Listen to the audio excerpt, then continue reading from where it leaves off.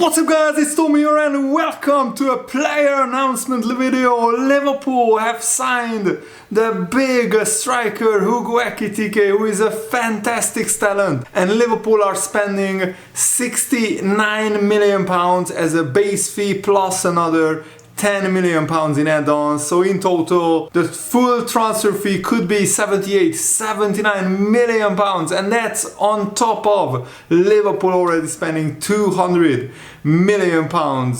Hats off to Liverpool and FSG. This is beyond any Liverpool fans' wildest imagination. Let me know, any of you, did you expect Liverpool to spend almost £300 million?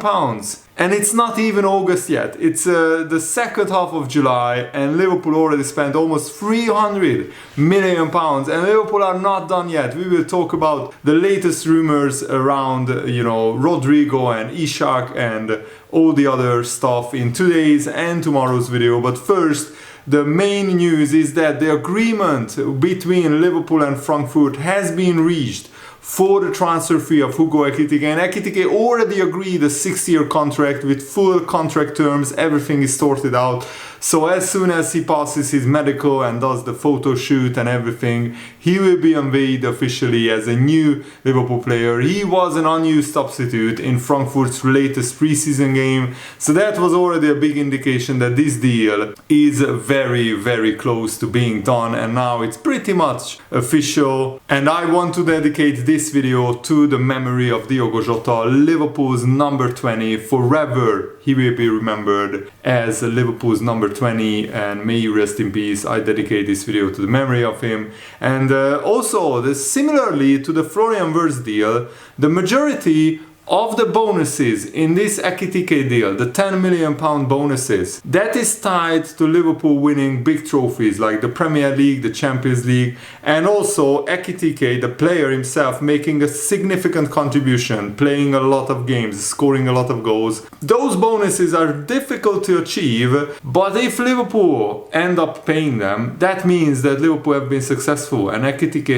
has been successful, because Liverpool win the Premier League and the Champions League and Ekitike bangs in 20 goals playing 50 games or something close to that, then Liverpool would be very happy to pay those bonuses, because that means that Liverpool are really successful. David Ornstein also tweeted this out, that Liverpool reached an agreement with Frankfurt to sign Hugo Ekitike just a couple of hours ago. So that's very exciting and interesting news, and I think Liverpool are absolutely nailing this transfer window. Honestly, I couldn't have expected more from Liverpool's point of view. And Ekitike now has been given permission to fly to Liverpool to complete his medical, to complete the formalities. So on Tuesday, Ekitike will arrive to Liverpool for his medical, so that's tomorrow.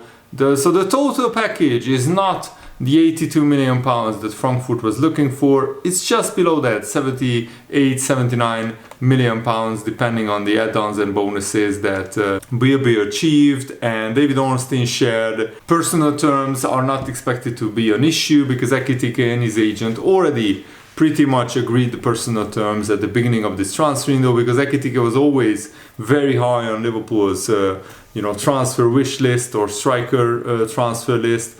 And the Liverpool previously made an approach to sign Alexander Isak. That was also confirmed by David Ornstein. Ekitike had a fantastic season last season, scoring 22 goals and getting 12 assists from Frankfurt, and he played for PSG on loan previously. He played for PSG and then he went on loan to Frankfurt, and then the move was made permanent. And if you look at his numbers and his compilations, the goals that he scored, he's a perfect striker for Liverpool. Young, hungry, he has pace, dribbling ability, and he can link up play. His passing and his game intelligence is much better than Darwin Núñez. He's becoming an excellent footballer, and he has potential to be world class. And yes, he's a very technical player with a lot of flair and dribbling ability, but he can also be a clinical striker in the box, something that really Liverpool are looking for. And of course, he's still developing and growing, so he's far from his full potential. He still has another 3 or 4 years before he reaches the absolute peak of his powers. And why Liverpool wanted to get this done early is that Ekitike, after completing his medical, he can join the Liverpool squad in Asia for the pre-season tour. He will fly out later in the second half of the week to join Liverpool, and he needs to get a full pre-season under his belt so he can hit the ground running when Liverpool start their Premier League campaign. And 1 week earlier, on August the 10th, I think, we start our Community Shield final against Crystal Palace, and Ekitike is expected to play in that. And Arne Slot also did a video call with Hugo Ekitike, and he was presented with the tactical setup of the 4-2-3-1, and Arne Slot discussed an evolution in Liverpool's game plan, including possession sequences in this video call with Ekitike. In this context, he also needs a creative, mobile number 9 who is not just capable of scoring goals, but capable of combining the play, pushing forward and also playing deep. Sometimes Ekitike emerged from this exchange seduced by the idea of playing in this Liverpool setup, and I think this is a fantastic signing for Liverpool. I'm really excited to watch Ekitike play for Liverpool, and there is a big question mark around the future of Darwin Núñez, who scored a hat-trick in Liverpool's pre-season friendly against Stoke City, which was played behind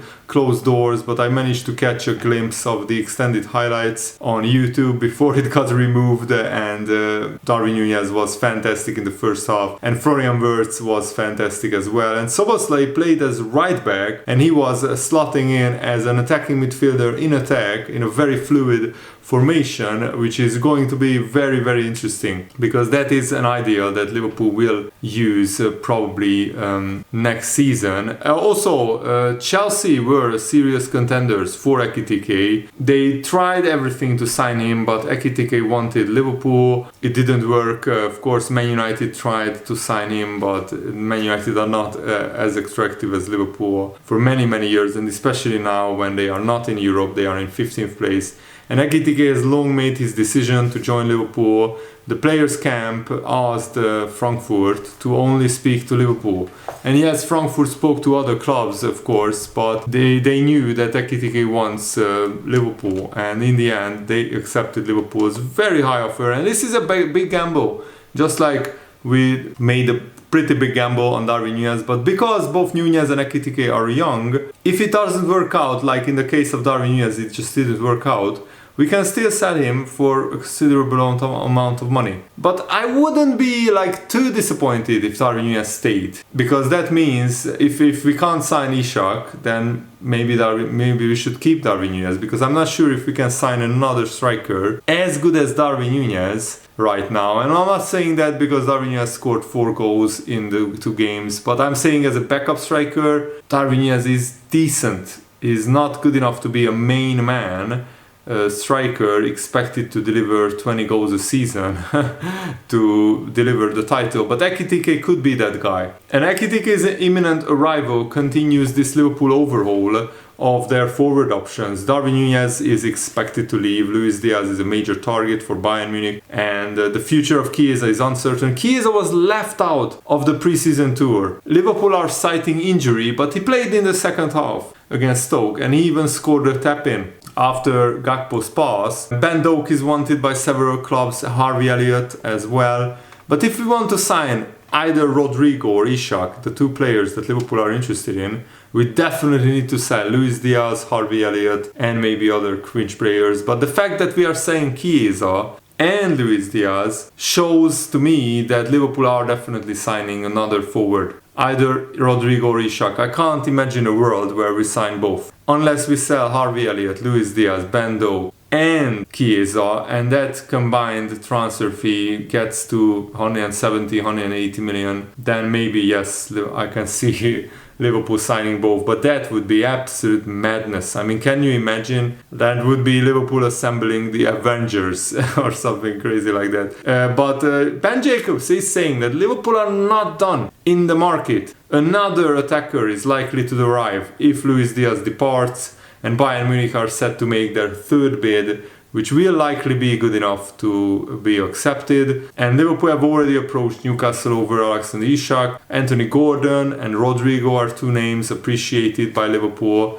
but without significant movement on either yet this summer. But at the moment, we are talking with Rodrigo's representatives, and just to see what is his situation at Real Madrid. And the big question is, if Liverpool sell Diaz and Darwin Núñez, do we sign a winger or do we sign a striker? I'm not sure if we can sign both. Or if we could sign a striker, big name striker, and a young winger who is not that expensive, or we could sign a big name winger and maybe a striker who is not that expensive. Rodra journalist reported that Luis Diaz remains determined to leave Liverpool this summer, and he hopes that Bayern Munich will make a new offer in the coming days, which will be good enough to convince Liverpool to sell Luis Diaz. They are offering, preparing a new offer worth 70 million euros plus add-ons. I think that will be much closer to what Liverpool are looking for. And there are still rumors flying around that Liverpool are again set to meet with Alexander Isak and Newcastle. And today's rumor is a meeting with Rodrigo's representatives to understand his situation. Of course, these are rumors, so don't take it too seriously, but the fact that Alexander Isak was actually sent home when Newcastle played their preseason friendly against Celtic, which they lost 4-0, by the way. Losing 4-0 to Celtic, even in preseason, that's pretty embarrassing for Newcastle. And Alexander Isak's head must have been turned. Otherwise, why would they send Alexander Isak home? Their best striker, who apparently loves to stay at Newcastle, loves to play for Newcastle. So it's very, very fishy, very interesting. And also, it's interesting that Liverpool are citing injury as the reason why Chiesa was left out of the Liverpool preseason tour. But it's a long Asia tour. It's like 1.5 weeks. If he just had a knock, then he would have gone. Maybe if the injury is more serious, yes, maybe Liverpool left him at home, but the most likely scenario is he's likely to be sold. Mainly because Arne Slot doesn't fancy Chiesa that much, and also Chiesa wants regular playing time and he wants to get into the Italy squad for the World Cup. And if Chiesa and Diaz are sold, then you could see Liverpool going for Isak and Rodrigo as well. I mean, I can't believe this is happening. Honestly, we already signed Mamardashvili, Frimpong, Kerkez, Florian Wirtz, a very young talented goalkeeper, Ekitike. And if we sign Rodrigo and Isak, I mean, that would be not a 10 out of 10 transfer window, that would be a 20 out of 10 transfer window, because I can't imagine anything topping this. Maybe if we sign Margay or another very, very good centre-back. So that's absolutely crazy, honestly, like what Liverpool are doing in the transfer window. It absolutely blows my mind, and I'm sure it blows my mind, your mind as well, how Liverpool are doing this. I think the fact that we have managed our finances, Liverpool have managed their finances so good. Fabrizio is a testament to how Liverpool are run, one of the most best well-run club in the world. And also, Liverpool can still spend money without breaking PSR rules, but I'm sure we will start selling some big players as well. Fabrizio also said this on Rodrigo. It's still early stages, but Rodrigo has to speak to Real Madrid again in the next few days, and then he has to decide whether he wants to stay or whether he wants to go and get a final price likely to be over 100 million euros, which could be over 86 million pounds. It's not an advanced deal,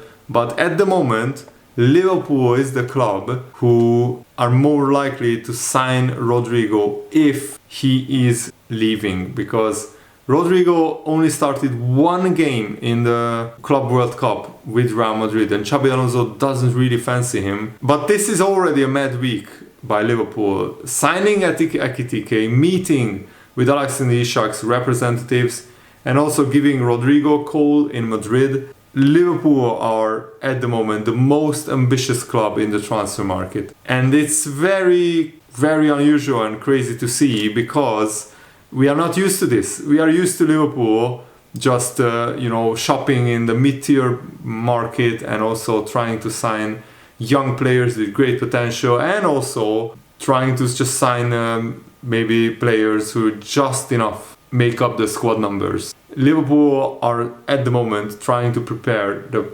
squad in the best possible way to attack the season, and it looks like Liverpool's ambition is to be not just the most well-run club but also the most dominant club. And this is a paradigm shift, a real change in how Liverpool operate, I feel, because under Michael Edwards and Richard Hughes, it looks like Liverpool wants to be operating like like what they are, like one of the biggest clubs in the world. My campaign has always been that sometimes Liverpool acted like we are not one of the biggest clubs in the world, and sometimes we didn't strengthen when we were on top. Look up the transfer activity of 2019 the summer and 2020 the summer. The summer after Liverpool winning the Champions League and the summer after Liverpool winning the Premier League. Those two summer windows, Liverpool did very little activity. Thankfully that has changed. Now Liverpool won the Premier League again, and we are not acting like our squad is big enough and good enough. Arne Slot is getting the absolutely best possible squad that Liverpool can build with the financial resources that we have available. And Liverpool having an expanded stadium, new Adidas deal worth 60 million, plus Liverpool having spent very little money in the last 3 transfer windows, 2 January and the summer transfer window. Liverpool have spent 18 million pounds less than what Liverpool earned from player sales, which means that in the last 3 transfer windows, last 1.5 years, Liverpool got 18 million pounds profit in terms of the transfers going in and out. Liverpool can spend easily 300 million pounds without breaking PSR rules. Imagine if we sell another 150 million pounds worth of players, then we can spend another 150 million, and that's spending like 280 million already. And Liverpool being able to spend another 150 million is just so unusual, and I'm so happy, so here for it. And I'm really looking forward to the season, because Liverpool played sensational football against Stoke City. The short highlights are on YouTube, on Liverpool's YouTube channel, so watch it if you haven't already. Thanks for watching, guys. Hope you enjoyed this. Have a nice day. See you later. Goodbye.